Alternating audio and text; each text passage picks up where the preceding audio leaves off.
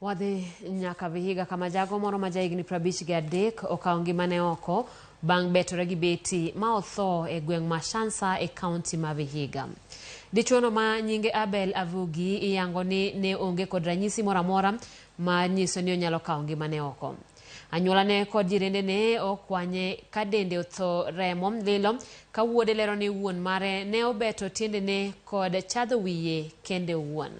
Obila ne ochopo e kar masira kendo kawo ringre jagono ma otere kar kano ringre ma Kaimosi.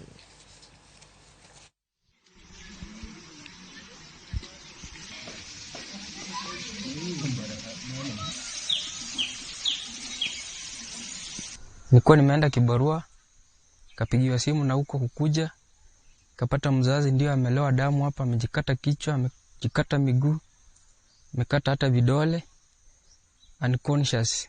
So nikapata kuna watu hapo ndio kanisaidia kujaribu kumfunganisha ili tupeleke hospitali, lakini muda si muda, kitu masaa mawili hivi mzee akaaga dunia. Sisi kama jamii tumeshangaa kuona mtu mwenyewe akijikatakata, mpaka hata tumeshindwa. Hatujawahi ona maneno kama haya kwa hii familia yetu.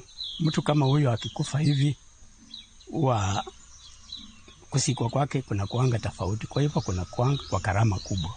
Kwa hivyo tunahitaji tusaidiwe, kwa sababu hako huko mojari, natakana tutoa huko tulete hapa nyumbani, na tena kuna maneno ya kufanyika kama kimila.